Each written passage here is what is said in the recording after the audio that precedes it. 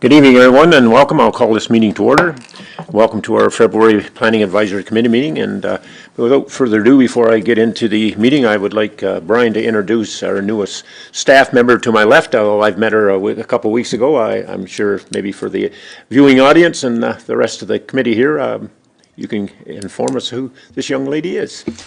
Yes, thank you, Mr. Chair. Yes, I'm happy to introduce Laura Garnasio, who's our new Administrative Assistant in the Planning Department. And Laura comes to us with experience within planning and building departments, both Town of Scugog more recently, and then prior to that, City of Oshawa. So she's very welcome and already fitted right into the department. So it's a pleasure to have her here. Thank you. That sounds great. That sounds great. Yeah, acceptance speech or something? Yeah. Well, the chairman has always been kind of hard on secretaries because it seems since I've said here, I've gone through quite a few lovely ladies, and but I don't, maybe it's the chairman, maybe it's not, but I'll say it's me. Maybe they get tired of me. So anyway, a couple more years and then you can have a fresh start. Without further ado, and welcome, Don, and I see you have your assistant there with you. Okay, we'll get right into the meeting then. Do we have any disclosures, pecuniary interest, the general nature thereof, from anyone? None signed. Okay, approval of the agenda as presented. Ms. Simmons, Councillor McHugh, all in favor? Carried, thank you. Now ask for approval of the minutes of the January the 16th meeting, and entertain any questions or comments, errors or omissions regarding those minutes. Gerard? Edison, Moose, JD. Any questions or comments? Seeing none, all in favor? Carried, thank you. Okay, we'll get right into the meeting. The public meetings are prescribed under the Planning Act and are conducted as prescribed under the Planning Act by Section 3413 and RSO 1990 as amended for one zoning bylaw amendment application affecting lands in all wards and one official plan amendment application affecting land in the Murray ward. The meeting will be conducted in the following manner for each application. First, I will identify each application being considered, then I'll ask planning staff to outline each application being considered. Then ask if there are any members of the public who have registered in advance to attend and participate in the meeting, or have any questions or comments regarding each application. If there are no public comments or questions, I will ask the committee if they have any questions or comments. And once all committee questions have been addressed, the committee will consider and vote on each application. If you wish to provide comments, please state your name and address for the record prior to addressing the committee. This committee has been delegated the responsibility to conduct public meetings as prescribed under the Planning Act. A full report of the meeting's proceedings will be submitted to City Council on Wednesday, March the 19th, 2025. Council will make the decision on each stated application. Anyone other than the applicant who wishes to receive further notice of Council's decision on each application must submit a written request for the notice of Council's decision to the Director of Planning and Development Services. I will now ask the Director of Planning and Development Services to please advise the committee on how notice of these meetings were given. Brian, please. Thank you, Mr. Chairman. Notice of the application being considered this evening for a housekeeping zoning bylaw amendment was given in keeping with the provisions of the Planning Act, RSO 1990, as amended by newspaper advertisement on January 30th, 2025. And notice of the application being considered this evening for an official plan amendment was given in keeping with the provisions of the Planning Act, RSO 1990 as amended, by first-class mail on January 31st, 2025, and the posting of the sign on the subject property on the same date. Thank you. Okay, thank you very much. All right, we'll move right into the first staff report tonight is 7.1, Staff Report 25-012 PD, the zoning bylaw amendment, additional units, and the location is all wards. Owner is the City, Quinte West, file number D09/Q03/25. Davina, would you like to comment on this, please, for the board committee? Through you, Mr. Chair, City Council approved the comprehensive zoning bylaw in 2014, and it is essential to periodically update it to reflect new or evolving provincial legislation, amendments to provincial policy, changes to the official plan, and general housekeeping matters. Ensuring that our zoning framework remains current allows the city to effectively respond to legislative changes and align with broader planning objectives. The proposed amendments in this report address additional residential units, or ARUs, also also known as secondary dwelling units, to simplify zoning provisions and to support their implementation and reduce certain restrictions on their development. One of the most significant legislative changes affecting municipal zoning is Bill 23, the More Homes Built Faster Act 2022, which was introduced by the province to increase the availability of diverse and affordable housing. This legislation amends several statutes, including the Planning Act. A key component of Bill 23 is the requirement for municipal zoning bylaws to permit additional residential units. This policy allows up to 3 residential units per lot in fully serviced settlement areas, either within the primary dwelling or in an accessory structure. For properties with private servicing and outside the settlement area, 1 additional unit is permitted. To further facilitate the implementation of ARUs, the Planning Act restricts appeal rights on official plan and zoning bylaws amendments that enable these units. The Provincial Policy Statement, also known as PPS, establishes guidelines for land use planning, requiring all decisions to align with its policy. The proposed zoning bylaw amendments are primarily technical in nature, ensuring compliance with provincial legislation, alignment with municipal bylaws, and consistency with the PPS. The city's official plan that was recently updated to reflect legislative changes from Bill 23 and took effect on October 10th, 2024, has Section 5.6.5 that was added that identifies additional residential units as a key strategy for increasing housing supply and optimizing existing infrastructure. The proposed zoning bylaw amendments are technical in nature and have been reviewed to ensure alignment with the official plan's objectives and implementation policies. The city's proposed amendment will permit a maximum of 2 ARUs on a lot developed with a single detached, semi-detached, duplex, or townhouse dwelling in an area of settlement, provided the lot is serviced by municipal water and sewage, and 1 ARU if a lot is located outside of the settlement and serviced by either private water and sewage or a municipal water and sewage system. In no case shall 2 additional residential units be permitted in a detached accessory building. Other notable changes is the removal of gross floor area with ARUs within the primary building, and as well as an increase in maximum coverage for accessory ARUs to 45% from the previous 40%. Notice of this bylaw was given by placement of advertisement in the newspaper on January 30th, and to date, no public comments have been received regarding this application. Okay, thank you very much, Davina. Well, a lot of information there, but it looks like it simplifies things a little bit for folks and to help with the housing situation. Do we have anyone in attendance who wishes to ask any questions or comments regarding this proposal and recommendation? Okay, seeing none, committee, do you have any questions or comments, or move to accept the recommendation as approved? JD, no further questions or comments? All in favor of approval? Carried, thank you.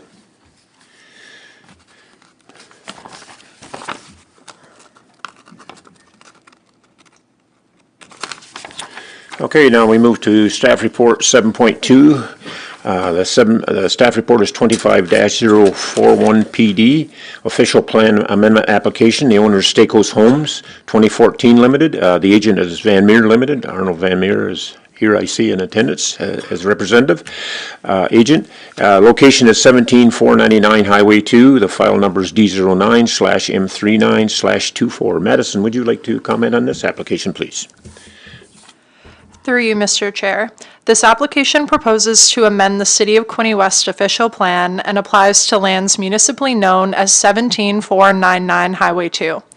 The subject property is located in Planning District 10D of the Trenton Urban Service Area. Planning District 10D is intended predominantly for mixed-use development. However, commercial development on a standalone basis may also be permitted.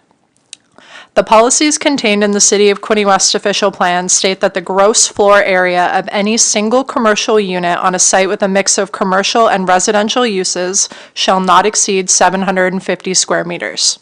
The purpose of this official plan amendment is to remove the 750 square meter gross floor area limit to permit the development of the site with a commercial building with a gross floor area of approximately 3,250 square meters.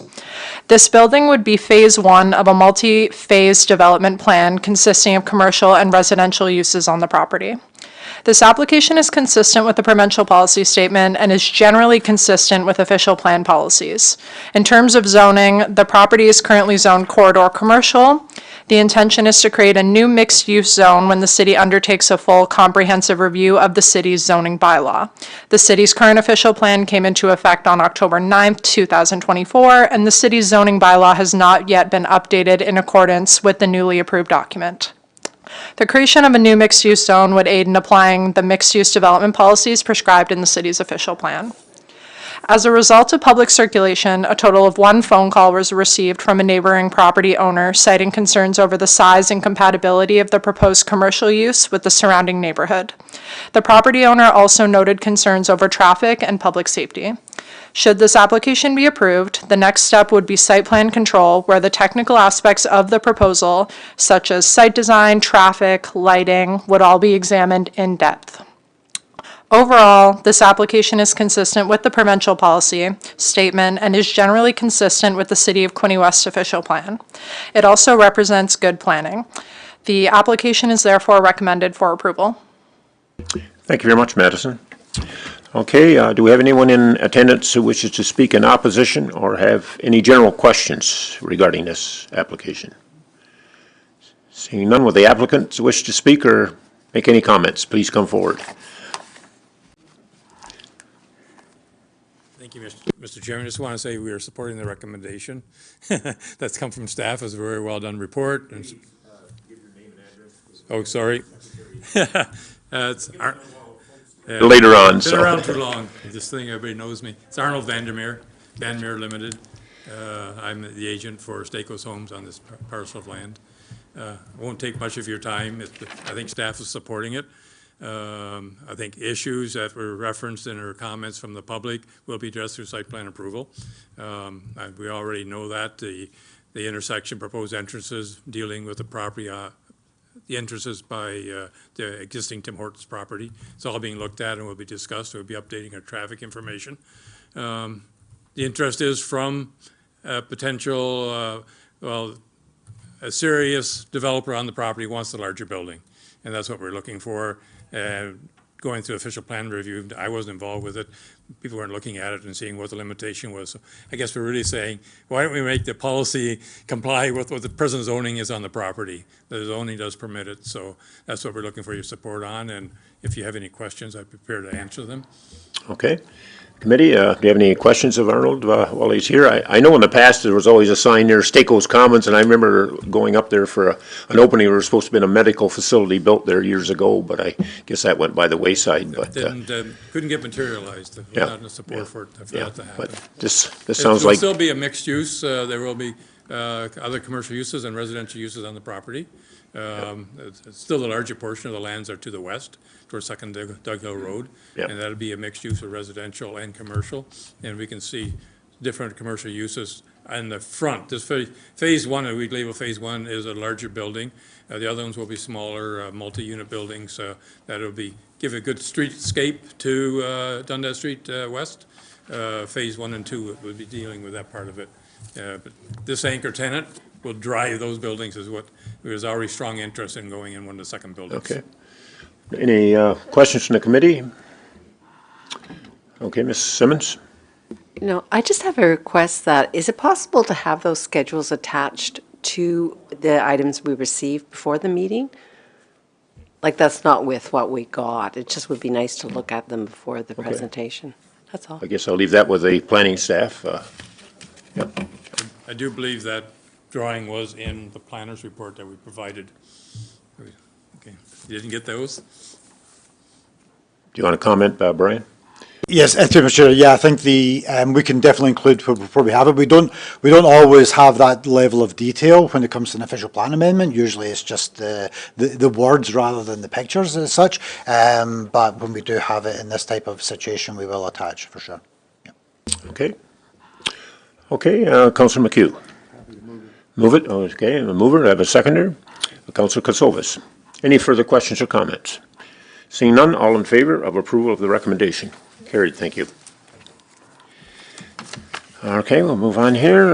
Your comments regarding the applications and staff reports have been recorded. and will be forwarded to the members of council. Together with the minutes of this meeting, council will make a decision to approve or refuse the stated application at the regularly scheduled council meeting of Wednesday, March the 19th, 2025. We now move to item 8, public input. I don't see a great crowd out there. I guess we can dispense with that. And then we move down to item 9, pre-consultation process. Davina, I guess would you like to give us a little fill-in on that piece of information, please?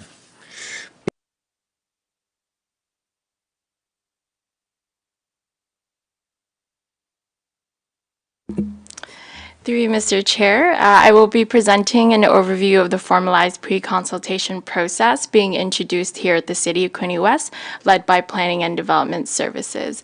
I will walk you through the purpose, benefits, and implementation of this process. Pre-consultation is an early engagement opportunity between city staff, applicants, and stakeholders to discuss potential development proposals before a formal Planning Act application is submitted. This process provides clear guidance on application requirements, helps identify potential challenges, and aligns proposals with municipal planning objectives. While it is not mandatory, it is a valuable no-cost service that improves the overall quality and efficiency of the application process. There are several benefits to having a formalized process. By having these discussions early, applicants gain a clearer understanding of zoning regulations, required studies, and any site-specific constraints that may impact their project. This proactive approach leads to better prepared applications and a more efficient approval process by addressing potential issues such as traffic, environmental concerns, and infrastructure needs. This process also streamlines workflows, reducing delays and ensuring resources are used effectively. Additionally, it also promotes community-centered growth by aligning new developments with strategic municipal planning goals. A structured discussion before formal submissions help prevent incomplete applications, minimizing back and forth communication and saving time for both applicants and staff. By enhancing transparency and setting clear expectations in the early stages, the process leads to higher quality proposals and more predictable approval timeline. There are key 3 stages to this process. First, there is an initial inquiry and review where applicants present their development ideas and receive preliminary feedback. The second stage, applicants submit their formal pre-consultation application, after which city staff provide guidance and identify necessary studies or reports. Stage 3, the process concludes with a final review and the issuance of a record of pre-consultation, which summarizes the discussion and outlines the next steps for a complete application. These 3 stages ensure that every development proposal is thoroughly reviewed before a formal application is submitted, helping to reduce uncertainties and potential delays. This flowchart visually represents the structured approach to the process. It ensures that every step is clear for applicants from initial inquiry to final documentation. By following this structured process, we provide a consistent experience for applicants and city staff. This chart also helps applicants understand the key milestones in the process, ensuring they are aware of the steps involved and the information required at each stage, as well as it is also beneficial for staff as they are able to track applications more effectively, ensuring that feedback is provided. To further assist applicants, we have developed a comprehensive pre-consultation guide. This document outlines the necessary steps and submission requirements, including key reports such as planning justification reports and environmental impact studies. It also includes important details on fees, relevant legislation, and city staff contacts. This guide will be publicly available on the city's website, ensuring transparency and accessibility. By providing applicants with a clear roadmap, we can reduce incomplete submissions and improve the overall efficiency of the review process. This document will serve as a go-to resource for developers, property owners, and consultants looking to navigate the process.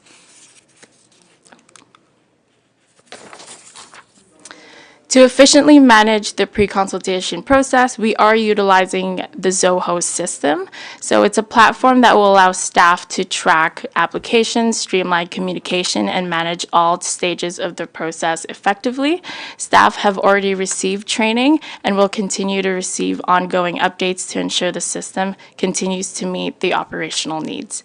By centralizing all information in one system, we can improve response times and ensure consistency in the review process. To ensure a smooth implementation, we have previously engaged with key stakeholders, including the Quinte Home Builders Association, to gather feedback and comments.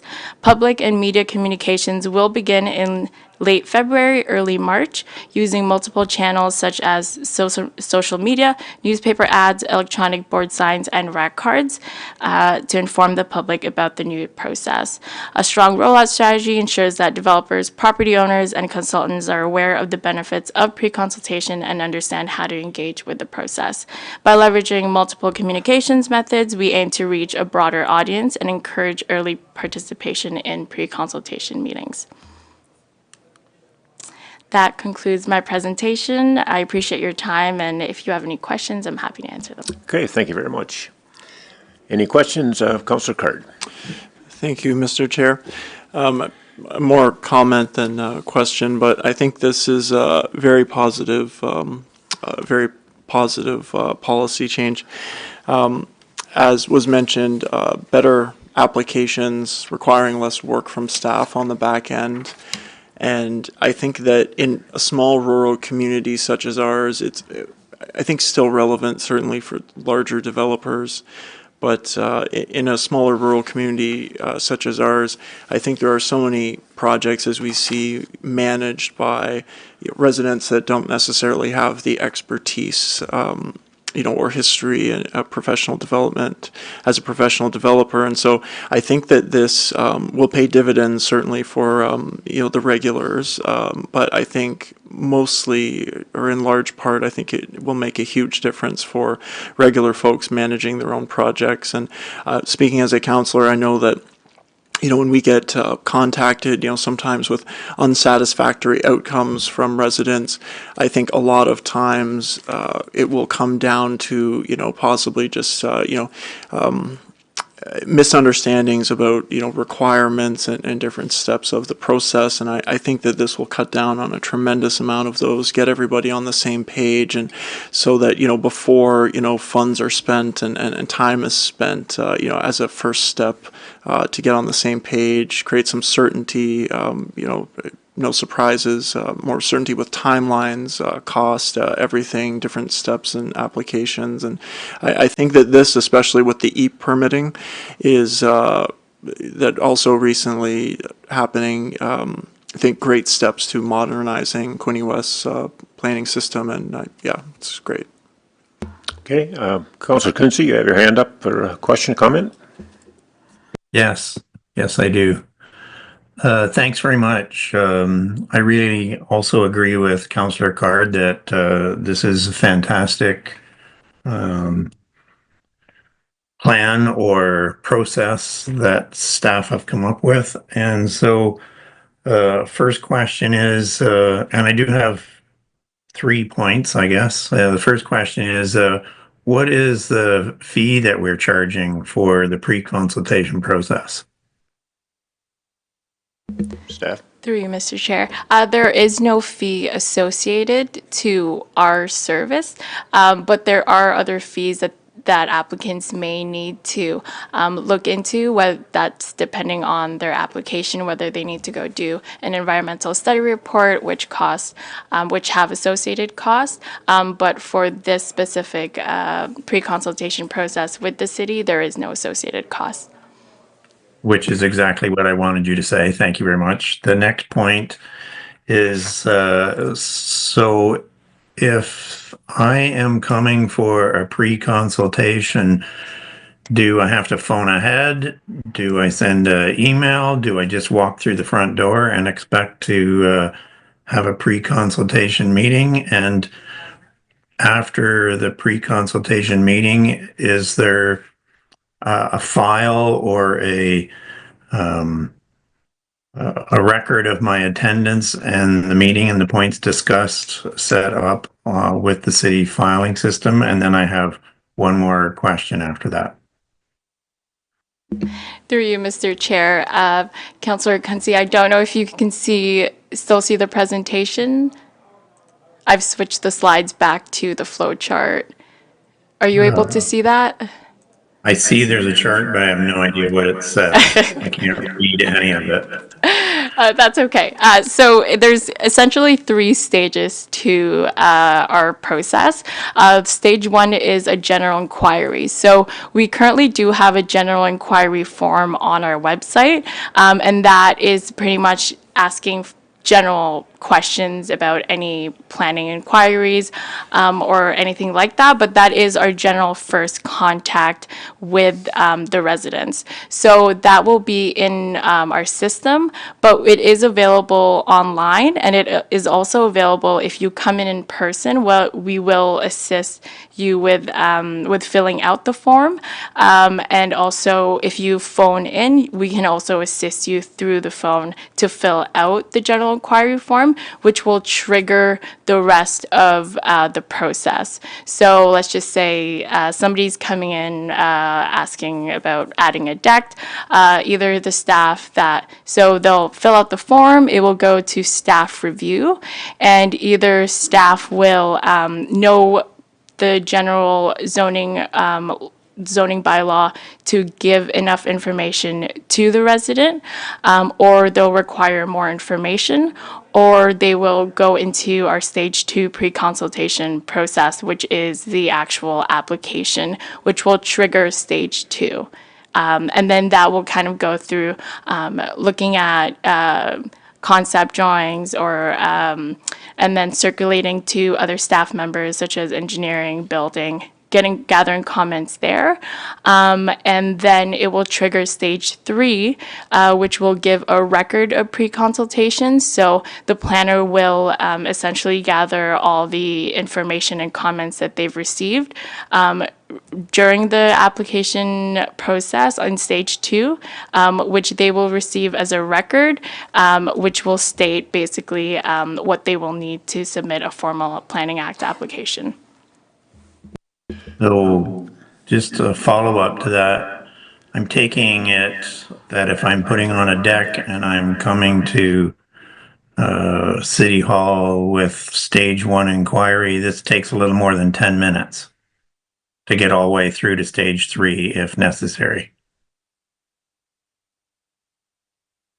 Yeah, through Mr. Chair, I think the important thing to remember is that it's a progressive system, right? So there will be some inquiries that come in that can be dealt with very, very quickly, and you don't need to, it doesn't entail somebody to go all the way through the process. So there will be very simple inquiries where, just like it happens today, somebody will walk into the front counter if they've got a very simple zoning question or they have a development question, but it's a very quick answer and the information is readily available. That will be provided to them.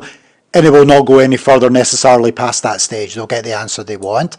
Only if it requires further analysis or it's going to lead to a planning application will that trigger the next stage in the process. So it still is possible for somebody to come into the front counter. Normally for something very quickly, it might take 10-15 minutes to answer a general inquiry. But so we're not necessarily changing the system that we are already providing. We're just formalising it so that there's better tracking and it's more transparent for both the city and for the applicant. And then when they get to the end of the stage of the process, they have a comfort level that they know exactly what they have to do.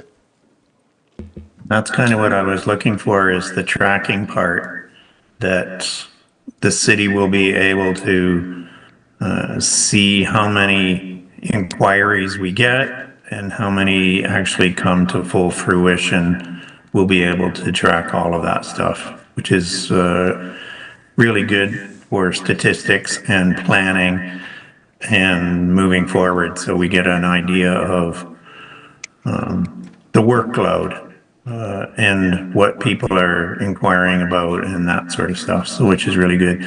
And then my last point that I want to do is I would really like this to also, this exact presentation to come to the next council meeting as well. I think that would be good because the council meeting gets much more attention than the planning meeting unless there's some great big controversial issue at the planning meeting, which I'm gathering I can't see what the audience is. I'm guessing there isn't much of an audience there tonight. 2 people. So the council meeting is an excellent way for us to get more exposure to this this idea, and I would like to see that happen, please. Thanks. Brian, do you want to comment on it? I know you're the one that usually attends council. Yeah, but, through Mr. Chair. So what I take from Councillor Quince's comments is that rather than just have this in the minutes, because we could attach the presentation slide deck to the minutes, you're asking for the actual presentation to be made at a council meeting. That is correct. Correct, okay. Okay, I'll leave. Yeah, if you want to leave that with me, I'll speak to Legislative Services and see if we can get that on an agenda. Yep. Yep. Thank you. Thank you. You can schedule to whatever meeting it works in the best for yourself, I guess, and staff. So, any other questions from committee? Ms. Simmons? In the interest of time, I will try to be brief. No, I was just curious, it sounds wonderful, and I just wondering if there's going to be a tracking process to see whether it increases the efficiency of the process or delays that. I just was wondering, because it should be tracked. Go ahead, Brian, or whoever wants to answer. It will be tracked. I mean, I think the very nature of the tool in the process will automatically track, and I think to the previous point that Councillor Quinte made, that will give us some metrics in terms of the types of inquiries we receive, how many lead on to planning applications, and ultimately even to development. I think the tracking on whether it speeds things up or not, I'll make a couple of comments. Firstly, that if as the committee knows, because you get the paperwork, I would say if I put a number on it, I think we meet our legislative timelines on literally 99% of all planning applications. So I think we're comfortable there is where we're at. As for some of the applications that by their very nature take longer, that might be harder to track, and I think that might be more kind of anecdotal or circumstantial. I think what we're really looking for here is, I think as Ms. Sale kind of mentioned or maybe touched on, is that it feels like a lot of the pressure and tension that surrounds the planning process comes from, or very often comes from, a situation where because of the demands in the development world, people want to get things done very quickly. But the planning process itself is a process, as you know, of review and confirmation of certain things, which requires information. So what this ideally will stop is the situation where projects take longer because we're constantly going backwards and forwards and quite literally fighting for information. And that comes, and we understand why that happens, because all that information, as was reported, comes at a cost. Right, we have developers in the room, they know what it entails to do studies and to provide additional drawings, etc. And we're aware of that as well. But it takes much longer if you're already in process. The idea of this process is that while it won't be 100% and things may still come up as the process is happening, we will get to the point through a pre-consultation that there's a good, clear understanding both for the applicant and for the city what documents are required, so they can ballpark timelines, they can ballpark estimated costs to make the applications with the supporting information. The other thing that's important as well, which always comes up, is there are, if we take a study, any study, traffic study, there are traffic studies come in all different shapes and sizes.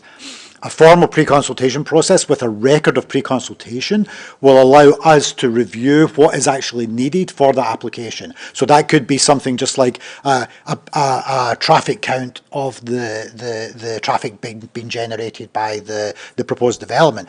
Or it could be a full traffic analysis of the entire road network in that area with all of the signalised intersections, etc. We can scope that out at the pre-consultation so the developer knows what work they have to do and to what scale. So there's huge benefits for all parties. As was said right off the top, this is not mandatory. It's our hope and our encouragement that all applicants will see the value of this. They will not see it as an extra step or an extra burden. It will save time down the line, I think, for all parties. Okay, any other questions or comments? Councillor Card. Thank you, Mr. Chair, and through you to Brian, I presume too that in terms of informing of the public, that when those folks maybe come to the desk, have questions to ask, and maybe there's some of that initial interaction, that everyone will be made aware of this process is available to them. That first touch point, that they will be informed of that as an option. I'm sure, right? That's the intent. Yeah, exactly. That's the intent. I mean, as you know, if somebody walks into City Hall, they both have planning staff that are available to talk to them, but also customer service representatives. One of the items that Davina mentioned there is that rack card, as you may have seen on the slide. So basically, a takeaway, and we'll be distributing that around the community as well. That has a QR code that will take you directly to the right place in the website. So it's all linked up. Okay, the Gaudiers answers. Councillor, okay. Anyone else? Okay, thank you very much for the presentation. I'm sure you'll keep us informed of how it's performing down the road, and hopefully it streamlines a few things, that's for sure. Okay, without further ado, we have no delegations, no decision items, and move to item 12, printed information. You have the 12.1 A, B, and A of the site plan control minutes, and I would entertain a motion to receive all three and entertain any questions. Mr. Edison moves, seconder. Ms. Simmons, any questions regarding any of those three items or building reports? Seeing none, all in favor? Carried, thank you. Printed information, non-printed information, we have none. I guess we go around the table. Ms. Simmons, any concerns or questions? No? Mr. Brown? Councillor McHugh? Councillor Card? Just briefly back to the that pre-consultation process, to a previous point that was made. I actually think it would be interesting after we have a year or two of data. I'm a big data guy. It would be interesting to see the percent of applications that receive staff approval.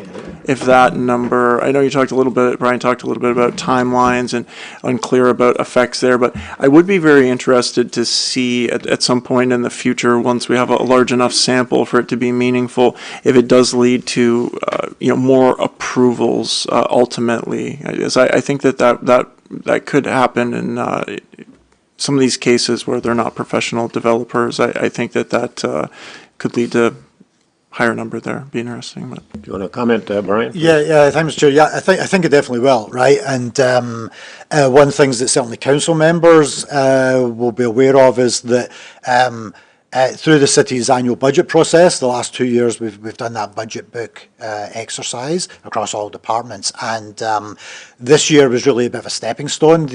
One of the hopes, particularly from our Director of Finance, was that all of those departmental sections would include key performance indicators, right, as to how we're performing. And we had a very in-depth conversation at the staff level around how you can represent that for different departments, because obviously the city's services we provide are so varied that there are some services we provided where it's very easy to do a KPI. It's like, request in, action item out, and it's very easy to trigger that. Others are harder to capture, but I think this tool will allow, for instance, for planning department, us to create that data set, which will allow us to move in that direction. And I think council will see more of that kind of performance indicator approach in future budget books at the budget period, and that will again help to establish goals for the following year and some of the things that we maybe need to pay more attention to. Yep. Sounds great to me. Thank you. Okay. Councillor Kozovas, Jordan, get the last kick at the can. Okay, without any other concerns, we have no notices of motions that I've been made aware of, and our next meeting date, or scheduled meeting date, is Thursday, March the 20th, 2025, 6 p.m. Same location, as far as I know. And with that being said, we got the next hardest a decision to make, adjournment. Gerard. Ms. Simmons, we'll take one from each end. All in favor or opposed? Carried, thank you. Thank you, staff. Thank you, everyone, for your attendance.